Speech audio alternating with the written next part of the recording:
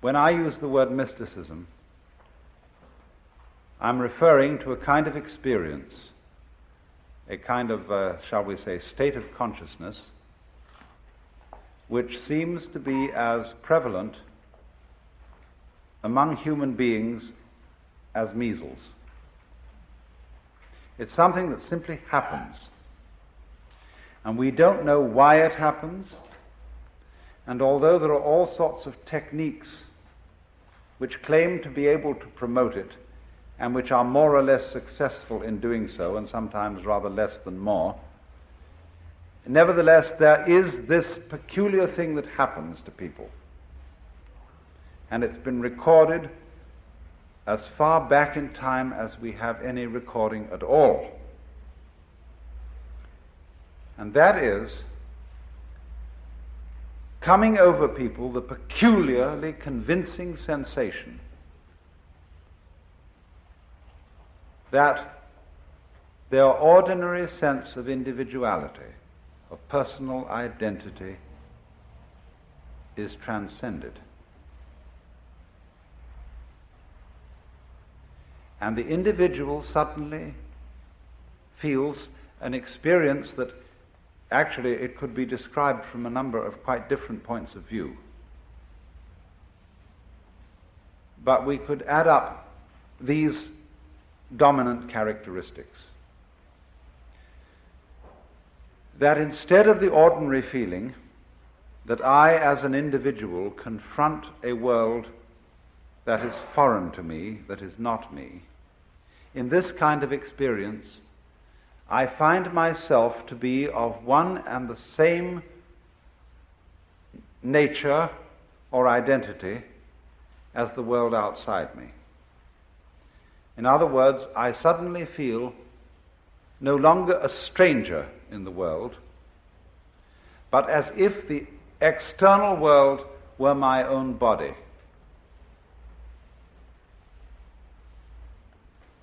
The next aspect of the feeling is even more difficult to assimilate to our ordinary practical intelligence, but a very overwhelming feeling that everything that happens, everything I have ever done, everything anybody else has ever done, was part of our harmonious design. That there is no error at all. And that's the sort of thing I'm referring to. Now, you see, I'm not talking about a philosophy. I'm not talking about a rationalization, some sort of theory that somebody cooked up in order to explain the world and make it seem a tolerable place to live in. I'm talking about a rather whimsical, unpredictable experience that suddenly hits people. And it includes this element of feeling the total harmoniousness of everything. Now, I realize that those words can carry with them a sort of sentimental feeling, a sort of Pollyanna feeling. There are various religions in our society today which try to inculcate in you the belief that everything is a harmonious unity. You know, things like Christian Science or the Unity movement and so on. They want to make a kind of propaganda for one to believe, and through believing to feel that everything is harmonious. Now, to my mind, that is a kind of pseudo-mysticism, because it's an attempt to make the tail wag the dog.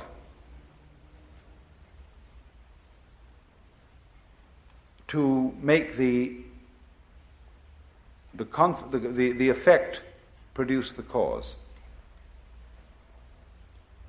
Because this sensation of things being harmonious is somehow never brought about by insisting to yourself that that is so. Because when you do that, when you would say to yourself, all things are light, all things are God, all things are beautiful, etc. Actually, by doing that, you're implying that they're not. Because you wouldn't be saying all this stuff if you really knew it to be true.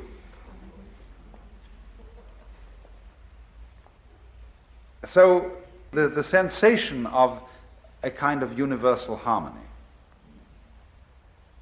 cannot come to us when it is sought, when we look for it as something to be an escape from the way we actually feel or to compensate for the way we actually feel. It's a thing that comes out of the blue. And when it comes out of the blue, just like hiccups come out of the blue or something like that, it's overwhelmingly convincing. And it stands as the foundation for most of mankind's profound philosophical, mystical, metaphysical, and religious ideas. Someone, in other words, to whom this sort of thing has happened. And as I said before, it strikes us as measles may strike us.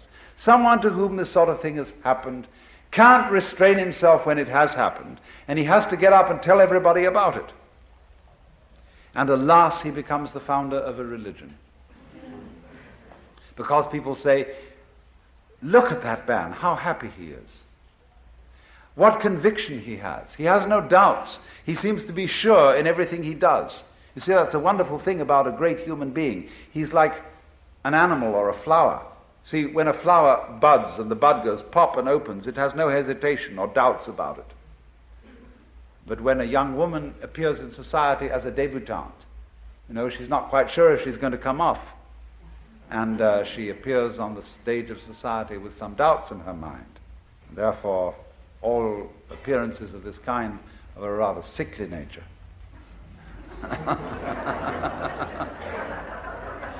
But when the bird sings or the chicken's egg breaks, there's no doubt about it at all. And so in the same way, when somebody has an experience of this kind, he just has to tell everybody about it. Because you see, he sees everybody around him looking dreadfully serious, looking as if they had a problem, looking as if the act of living were extremely difficult. But from his standpoint, the person who's had this experience, he feels that they look funny, that they don't understand, that there isn't any problem at all, that he has seen from where he stands that the meaning of being alive is just being alive. That is to say, I look at the color of your hair and the shape of your eyebrow, and I understand that that is the point. That's what we're all here for. And it's so plain, and it's so obvious, and so simple.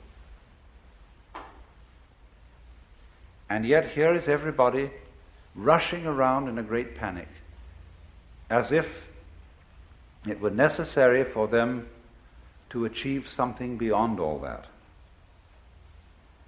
And the funny thing is, they're not quite sure what it is. But they are devilishly intent upon it, after that thing.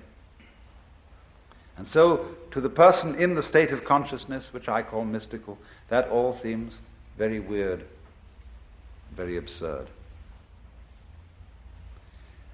But it's not something that you criticize in an unkindly way. You don't say, those damn fools, those idiots. You say, it's such a pity that they don't see it. Because although they are going around in this wildly ignorant pursuit, one of the funny things about it is that they don't realize that there is a dimension, a sense in which their pursuit is magnificent. It's to give an obverse sense to the saying, Father, forgive them, for they know not what they do. Turn that into its opposite. not forgive them, but give them a blessing because they don't know what they do. Give them an honor.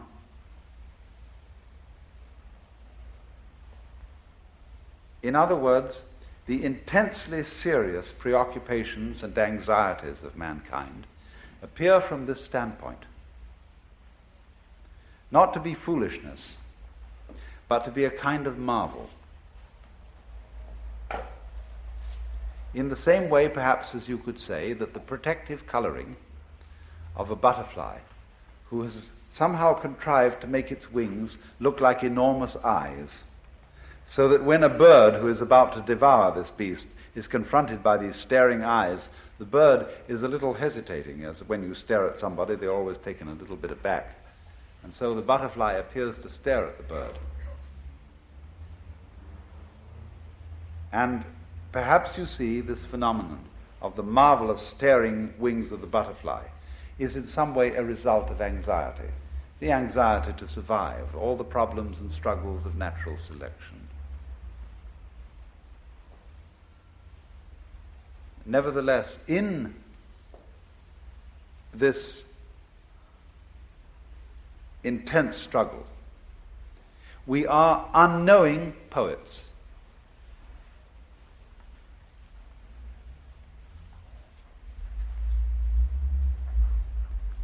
You see, one of the greatest ideas in the world that has ever been produced is, for my thinking, the Hindu idea that the world is a drama in which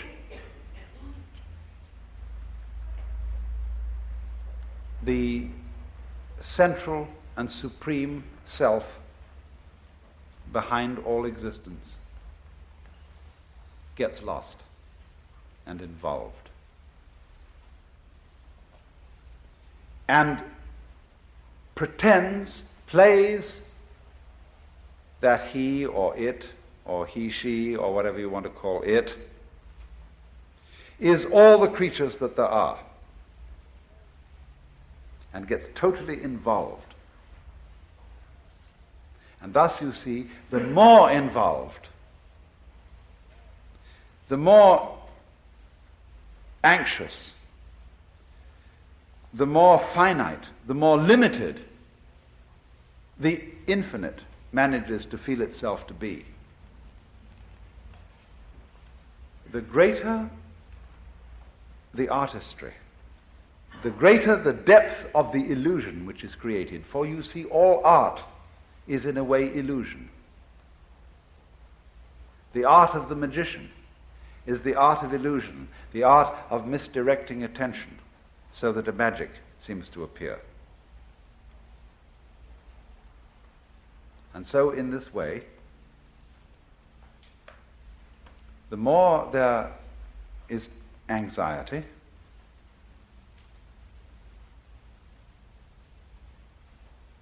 the more there is uncertainty,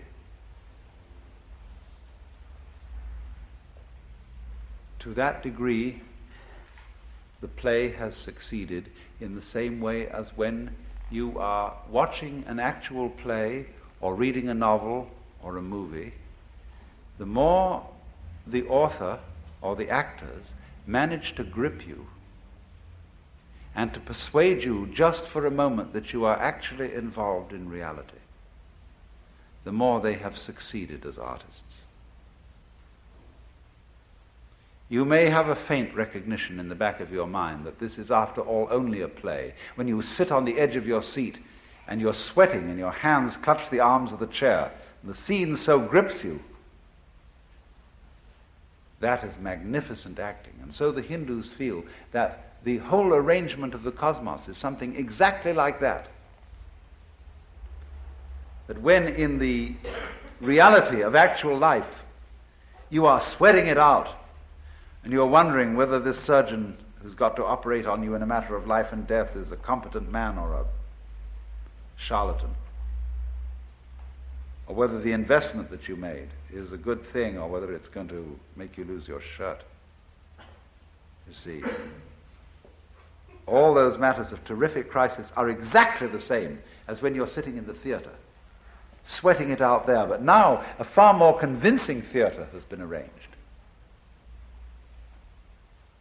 Because, as the Hindus would say, that in you which is it, the basis of you, the thing that is real in you and that connects you under the surface with every other being that is alive, this is the player of the parts. This is the maker of the illusion.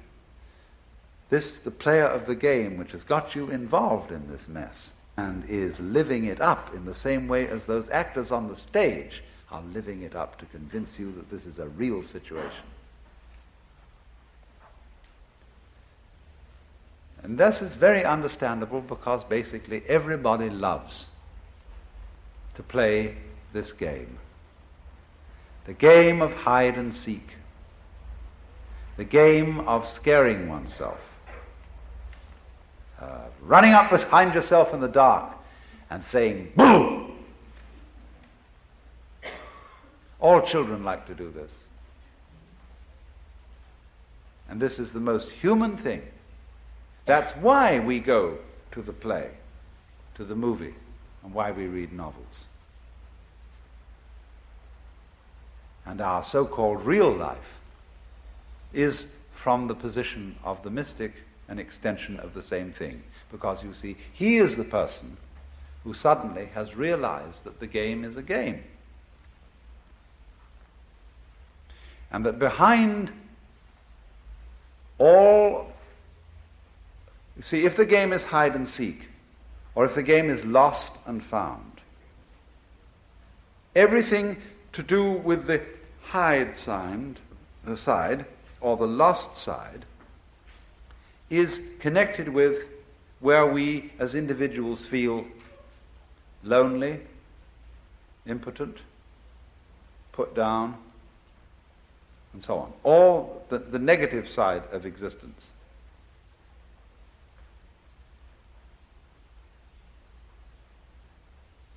I have tried to show you at various times that there's really one simple principle that underlies everything, and it's so simple it's funny. The principle is, all insides have outsides. Because, you see, you don't know that the inside is inside unless there's an outside, and you don't know that the outside is outside unless there's an inside. Okay, then you, as you ordinarily feel yourself, are the inside. You are the animate, sensitive being inside the skin. But the inside of the skin goes with the outside of the skin. If there weren't the outside of the skin, there wouldn't be no inside. And the outside of the skin is the whole darn cosmos. Galaxy beyond galaxy and everything, you see? And that goes with the outside, in the same way that front goes with back. So that if you wake up and understand that, you find that the two are one and the same identity, one and the same self, one and the same life. So that's the mystic's point of view. He finds that out. Now, if I may switch, what is morals?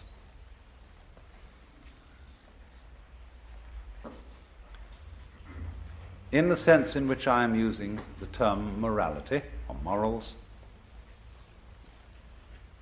it's a set of rules analogous to the rules of language. Now, it's perfectly obvious, isn't it, that we can talk to each other in English only if there is mutual agreement among ourselves as to how to use the language. What words refer to what experiences, and what ways of stringing words together to be meaningful are to be used. And it's very much of interest that we don't have too much trouble in coming to this agreement about language. we don't find that the police have to enforce grammar. The school teacher, yes. For little children, the school teacher does sometimes have to enforce grammar and say in an authoritative way, and in the old-fashioned schools with the aid of some implement of corporal punishment, that you use the correct grammatical forms. But when we grow up into adult life, we use these grammatical forms without much difficulty. And very rarely do the police have to enforce it.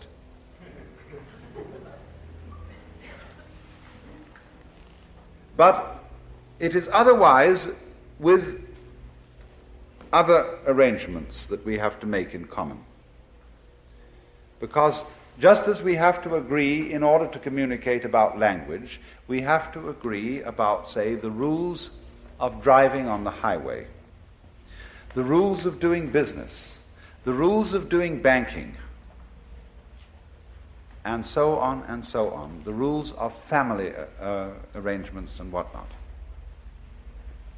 And these are actually rules of the same kind as the rules of grammar.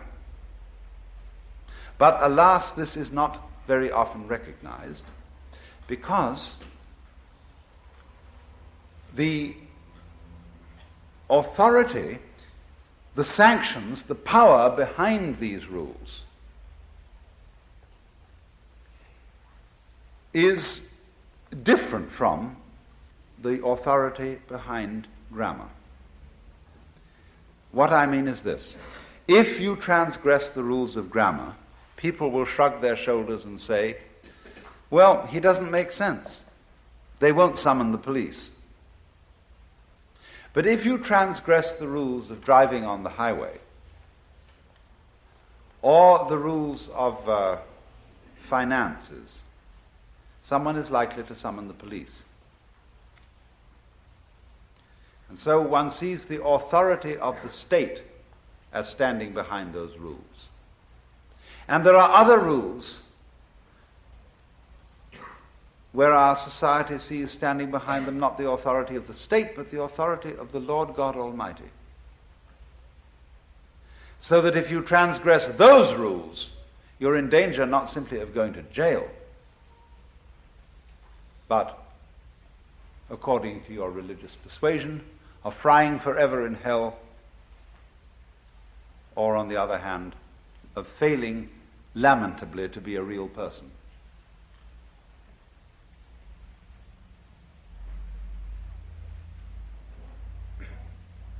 Now,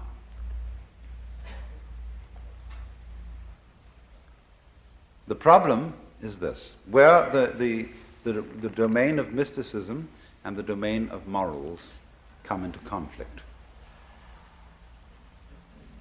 You see, throughout the all-known history of religion, the mystics have been suspect.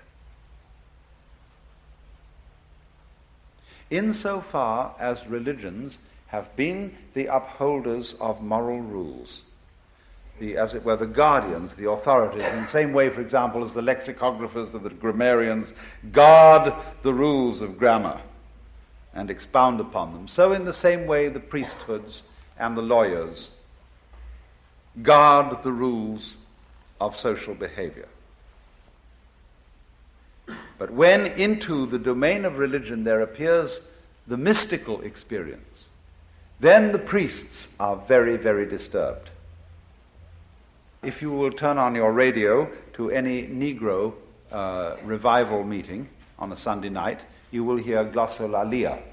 That is to say, when the preacher starts talking sensibly, but the congregation gets more and more enthusiastic and says, I hear you, amen, yes, Lord, and so on. And it works up the preacher so that by the time he's through, he's not talking sense anymore, he's just lalling, he's going through glorious nonsense.